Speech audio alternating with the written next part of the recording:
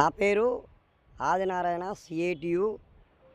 ఏదైతే యూజీడీ కార్మికులకి అందరికీ కూడా సెక్రటరీని.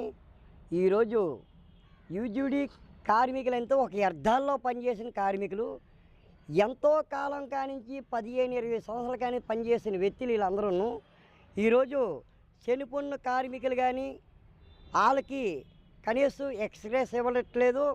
అలాగే 60 సంవత్సరాలు రిటైర్మెంట్ అయిపోతే వాళ్ళకు కూడా ఉద్యోగాలు ఇవ్వట్లేదు.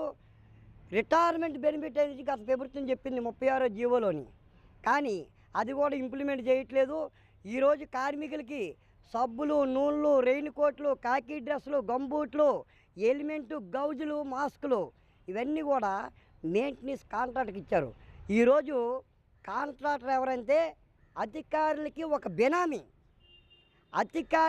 బెనామీగా పనిచేసి ఎవడైతే మన కాంట్రాక్ట్ ఉన్నాడో ఆ కాంట్రాక్ట్ అధికారులకి బెనామీ. ఏఈలు కావచ్చు, డిఈలు కావచ్చు, ఈలు కావచ్చు, ఎస్సీ గారు కానించి, ఈ గారు కానించి వీళ్ళందరూ కూడా దయచేసి అధికారులు అంతమైన కాకుండా కాంట్రాక్టర్ ఎవరైతే ఉన్నారో ఇప్పటికొచ్చి కూడా ప్రతి జోన్లో కూడా ప్రతి ఒక్క కార్మికుడికి సబ్బులు, నూనెలు, రెయిన్ కోట్లు, కాకి డ్రెస్సులు ఇటువంటివన్నీ కూడా ఇవ్వాలి. అది ఫస్ట్గా నుంచి కూడా అర్థాల్లో పనిచేసిన కార్మికులకి అందరికీ కూడా సపయవాళ్ళ కర్మచారుల కమిటీలో ఎన్నోసార్లు మీటింగ్ చెప్పేటప్పుడు ఈ అర్థాల్లో పనిచేసిన కార్మికులకు పర్మిట్ చేసి వీళ్ళకి క్వార్టర్స్ ఇప్పించి గవర్నమెంటు ఇలాంటి వాళ్ళకి అందరికీ కూడా న్యాయం చేయాలని చెప్పారు. ఇదేంటయ్యా ఎవడో ఎత్తిన మలమాత్రాలు మేము ఎత్తి పనిచేస్తే కనీసం మా అధికారులు కూడా కనీసం ఇది కూడా కాకుండా ఉన్నది.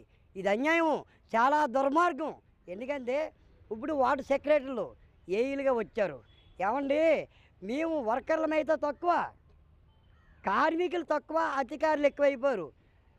ఇక్కడ వార్డుకు ఒకే అయితే కనీసం వార్డులో ఎంతమంది పనిచేయాలి చెప్పండి, అది డిక్లేర్ చేయండి.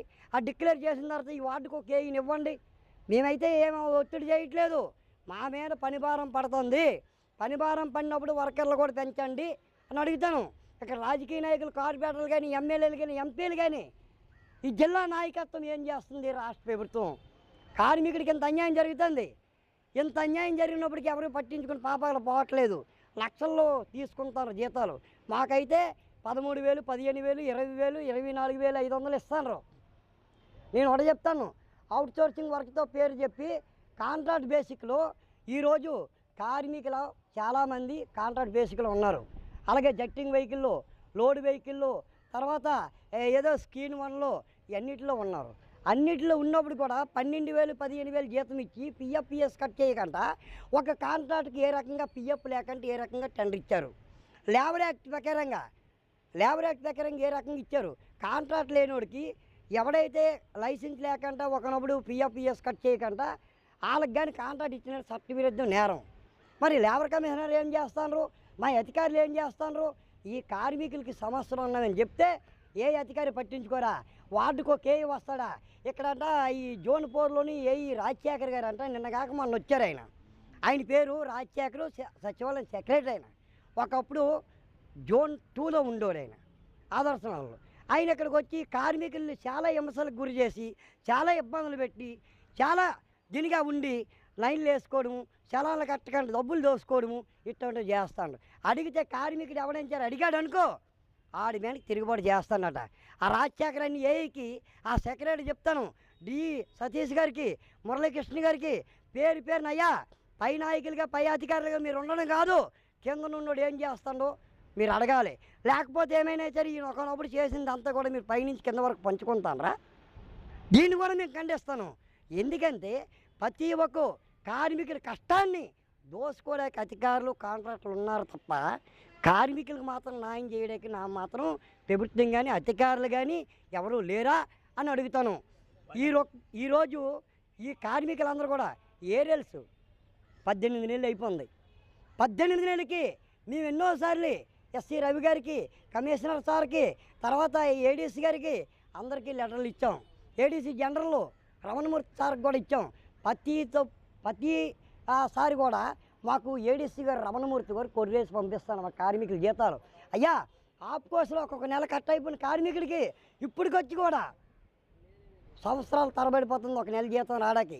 ఇది ఎంత అన్యాయమో అధికారులకు కానీ రాజకీయ నాయకులకు కానీ ఒక్కరోజు కానీ జీతం పడకపోతే ఒక నెల వాళ్ళు ఊరుకుంటారని అడుగుతాను. అంతే కార్మికుడికి అడిగేవాళ్ళు లేడు, అడగవలసిన బలం లేదు, ఆడు పని చేసుకొని పోతాడనేసి అనుకుంటున్నారు తప్ప ఇది మాత్రం కరెక్ట్ కాదు. మీ మీడియా ద్వారాగా కమిషనర్ సార్కి, ఏడీసీ గారికి, లేకపోతే ఒకనప్పుడు ఎవరైతే మా అధికారులు ఉన్నారో ఎస్సీ గారికి, సిఈ గారికి, ఈఈలకి, ఏఈలకి అందరికీ మేము హృదయపూర్వకం కోరుకుంటాను. ఇటు పైన కానీ ఏవైనా సరే రాలేదనుకుంటే మేము 8 జోన్ల కార్మికులు విశాఖ నగరంగా ఇంకొక సమ్మెకి మేము మీ మీడియా ద్వారా దిగుతామనేసి మీకు తెలియజేస్తాను. కొండలరావు అండి, నేను జోన్ 4 జట్టింగ్ వెహికల్ డ్రైవర్ హెల్పర్ తరపున మాట్లాడుతున్నాను. మా జట్టింగ్ వెహికల్ పనిచేసే వర్కర్స్కి, డ్రైవర్ హెల్పర్స్కి కూడా కొంతమందికి 15,000, కొంతమందికి 12,000, పిఎఫ్ ఈఎస్సీ కూడా లేని వర్కర్స్ ఉన్నారు. వాళ్ళకి మాకు జీవో నెంబర్ 36 ప్రకారం సమాన పనికి సమాన వేతనం అని సుప్రీంకోర్టు ఏదైతే తీర్పిచ్చిందో ఆ తీర్పు ప్రకారంగా జీవో నెంబర్ 36 ప్రకారం మాకు కూడా 24,500 ఇవ్వాలని కోరుకుంటున్నాము. అదేవిధంగా వ్యర్థాల్లో మేము వాళ్ళతో పాటు సమానంగా మేము పనిచేస్తున్నాం కాబట్టి సమాన పనికి సమాన వేతనం ఇవ్వాలని మేము డిమాండ్ చేస్తున్నాము. దానికి ఆఫీసర్లు అందరూ కనుకరించి మాకు ఒక అవకాశాన్ని కల్పిస్తారని కోరుకుంటున్నాము. అదేవిధంగా వార్డుకు ఒక ఏఈ వచ్చారు, వర్కర్స్ చూస్తే తక్కువ. మమ్మల్ని 8 జోన్లో కూడా వాడుకుంటున్నారు. కానీ 8 జోన్లో వాడుకున్నా సరే ఆఫీసులు అన్న వాళ్ళు ఎవరో కూడా మీకు జీతాలు రాలేదా, జీతాలు తక్కువ వస్తున్నాయి ఏంటన్నది ఎవరో కూడా దాన్ని పట్టించుకోవట్లేదు. గత 5 సంవత్సరాల నుండి కూడా మేము అదేవిధంగా పనిచేయడం జరుగుతుంది. మాకు వెంటనే స్పందించి ఆఫీసర్లు మాకు చేస్తారని మరి కోరుకుంటున్నాం. నేను జోన్ 4 నుంచి మాట్లాడుతున్నాను. నా పేరు ఈశ్వరరావు. మా సమస్యలు ఏంటంటే ఏరస్ కానీ, లేదంటే సబ్బులు కానీ, లేకపోతే మాకు ఎట్నుంచి ఏ అధికారి కానీ మాకు ఏ విధంగా ఇచ్చేయట్లేదు. ఆల్రెడీ మాకు మా స్టాఫ్లో ఒక ముగ్గురికి బాగలేదు, ఇద్దరికి యాక్సిడెంట్లుగా ఇదయ్యారు. ఒక మనిషి అయితే ఏకంగా అసలు మంచం పాలు పడిపోయాడు. కానీ ఎట్నుంచి ఏ సపోర్ట్ కానీ, ఒక అధికారి కానీ, లేకపోతే ఒక ఏఈ కానీ, లేకపోతే ఎవరైనా వచ్చి ఏటి మీ సమస్య, లేకపోతే ఎవరు బాగున్నారా, లేకపోతే ఏటైంది అసలు మనిషి స్టాఫ్ షార్టేజ్ ఉన్నారు. కానీ ఎందుకు వచ్చారు, ఎంతమంది ఉన్నారు ఏటని ఎవరికీ లేదు. వస్తుండ్రు, చూస్తుండ్రు, వాళ్ళ వర్క్ వాళ్ళు చేయించుకుని వెళ్ళిపోతున్నారు తప్ప ఏఈ కానీ, లేకపోతే ఒక మాకు పైన అధికారులు ఎవరైనా ఎస్సీ గారు కానీ, ఈ గారు కానీ ఎవరు ఏం పట్టించుకోవట్లేదు. మమ్మల్ని వస్తున్నామా మా పని మేము చేసుకెళ్తాం అంతేగాని మేము ఏమవుతాము, మా స్టాఫ్ ఎంతమంది ఉన్నారు, మాకేం లబ్ధి పొందుతాము, లేకపోతే ఏం లబ్ధి పొందలేట్లేదు, ఏమీ చెప్పట్లేదు, అసలు ఏమీ పోల్చుకోవట్లేదు, మమ్మల్ని ఎవరు పట్టించుకోవట్లేదు. వస్తాను మేమేదో బానిసల్లా పని చేసుకుని వెళ్ళిపోతున్నాము తప్ప మాకంటూ ఏమీ జరగట్లేదు. ఏటి నుంచి ఏ న్యాయం జరగట్లేదు. మాకు ఆల్రెడీ 3 బాగలేదు, 4 చనిపోయారు. ఆ తర్వాత నుంచి రిటైర్ అయిపోయిన వాళ్ళు ఉన్న పరిస్థితి ఉంది. వాళ్ళు ఎవరిని వేయిద్దామా లేకపోతే ఏంటి, అసలు ఏమీ పట్టించుకోవట్లేదు. వస్తుండ్రు, చేస్తుండ్రు, మాసిందా వెళ్ళిపోతుండ్రు పని. మా జోన్లో మాత్రమే ఇలా జరుగుతుంది. మాకెందుకు ఇలా జరుగుతుంది, మా పరిస్థితి ఏంటి, మమ్మల్ని పట్టించుకున్న నాదులు ఎవరు లేరా? అది మేము మాకు స్టాఫ్ షార్టేజ్ ఉన్నారండి. మాకు జనాలు తక్కువ ఉన్నారు. మా స్టాఫ్ ఇదివరకు ఎక్కువ మంది ఉండరు. ఇప్పుడు మాకు స్టాఫ్ కావాలి. మాకు భారం ఎక్కువ పడిపోతుంది, మేము చేయలేకపోతున్నాం. మాకు స్టాఫ్ ఇదివరకు ఎంతమంది ఉన్నారు, మేము ఎవరు ఐదుగురు పడతారు మా స్టాఫ్. మా ఓన్లీ ఇదివరకు ఉన్న వాళ్ళు ఇంకా ఎక్కువ మంది ఉన్నారు. తగ్గిపోయిన పోనీ వయసు అయిపోయిన వాళ్ళు, రిటైర్మెంట్ అయిపోయిన వాళ్ళు అంతే వేస్తారు లేదండి, అది పక్కన పెడితే ఒకవేళ మంచాన్ని పడిపోయిన వాళ్ళు ఉన్నారు. వాళ్ళ కోసమైనా ఆలోచించి ఏదో మనకు స్టాఫ్ వేద్దాం అనేది కూడా లేదు. అది మా స్టాఫ్ ఎక్కువ మంది ఉండరు, ఇదివరకు తగ్గిపోయారు. మాకేడంతే 10 మంది చేయవలసింది 3-4 చేయవలసి వస్తుంది. అది సబ్బులు తర్వాత మాకు సోపాయిళ్ళు, సబ్బులు అసలు ఏ విధంగా మాకు ఇచ్చేయట్లేదు. ప్రతి జోన్కి ఆల్రెడీ అన్నీ శాంక్షన్ అయిపోయాయంట, ఆల్రెడీ కాంట్రాక్ట్ ఫైల్ కూడా అయిపోయిందంట. మాకు ఎందుకు చేయట్లేదు?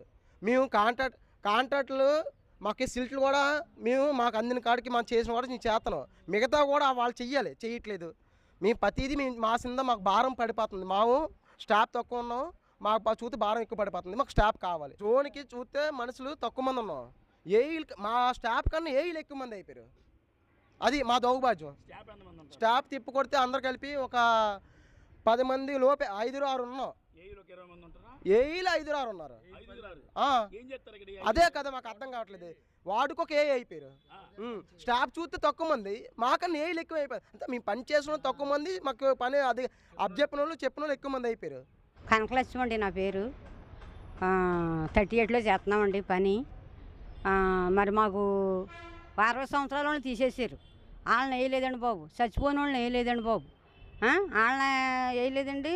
మరి 62 సంవత్సరాలకే మాకు ఇస్తానని జగన్ అన్నాడండి, అన్నాడండి. మరి ఈ చంద్రబాబు నాయుడు వచ్చి 60 సంవత్సరాలే అంటున్నాడండి. మరి సబ్బులు ఇస్తలేదండి, రైన్ కోట్లు ఇస్తలేదండి, ఏమి ఇస్తలేదండి. చాలా బాధపడుతున్నామండి మేము. మరి మాకు అన్నీ కూడా ఇది చేయాలి, అలాగని మిమ్మల్ని కోరుకుంటున్నామండి బాబు. దయచేసి మాకు అన్నీగా వచ్చేలా చేయండి బాబు. మీ ప్రధానమైన సమస్య మీరు పడుతున్న బాధలు బాగా ఉందండి. 60 సంవత్సరాలు తీసేసారు. వాళ్ళు ఎలా బతుకుతారండి, బాబు? మరి 60 సంవత్సరాలు తీసేసారు, వాళ్ళు ఎలా బతుకుతారు? మళ్ళీ 60 అన్నారు, 62కి అన్నారు. వాళ్ళు ఎలా బతుకుతారండి? పని ఏమన్నా డబ్బులు ఇస్తున్నారా, ఏమి ఇస్తున్నారా? ఏమి ఇస్తలేదండి. పరిష్కారం ఏం చేయలేదు. మాన్పించేసాం అన్నారండి. వాళ్ళు ఎలా బతుకుతారండి? వాళ్ళు ఏమి తింటారండి, ఏమి తిని బతుకుతారండి ఎంతకనే? అలాగో చచ్చిపోయిన వాళ్ళు ఉన్నారండి. ఆ వెనకాల అందరూ కూడా బాధపడుతున్నారు, భార్య పిల్లలు అందరూ బాధపడుతున్నారండి బాబు. వాళ్ళు ఎలా బతుకుతారండి? వాళ్ళకి కూడా కొంత న్యాయం చేయాలి కదా. వాళ్ళకి న్యాయం లేదండి. మరి ఇలా చేస్తున్నాండి ఈ ప్రభుత్వం. మరి ఈ ప్రభుత్వం ఏం చేస్తుందో, మరి ఏం చేయవచ్చున్నదో అదే చేయండి. మరి అందరం కలిపి ఓటేసాం, గెలిపించాం మిమ్మల్ని. మేమేం చేస్తాం అంతా మీరు దయ్యండి. మా సమస్య ఇదండి బాబు. ఇదివరకు మా జోన్లో 40 మంది స్టాఫ్ ఉండేవారు. ఈ 10 వార్డులకే ఇప్పుడు ఆ స్టాఫ్ కాస్త 20 మంది అయిపోయారు. కొంతమంది చనిపోయారు, కొంతమంది రిటైర్మెంట్ అయిపోయారు, కొంతమంది ఒంట్లో బాగాలేక ఉండిపోయారు. ఆ స్టాఫ్ పోస్టులు ఇస్తారని ఇప్పుడు వచ్చి ఇవ్వలేదు. అలాగని మాకు ఏంటంటే ప్రతి సంవత్సరము కాంట్రాక్టులు ఫైల్స్ వేస్తారు, మెయింటెనెన్స్ ఫైల్స్, మట్టిలు తీయడానికి, లైన్లు వేయడానికి అవన్నీ వేస్తారు. అవి ఏంటంటే కాంట్రాక్టులతోనే ఏఈలు వాళ్ళందరూ పని చేయించట్లేదు. మట్టిలు తీయించడం, సిల్లులు తీయించడం గట్రా అవన్నీ మాతో తీయించి మాకు పని భారాన్ని పెంచేస్తున్నారు.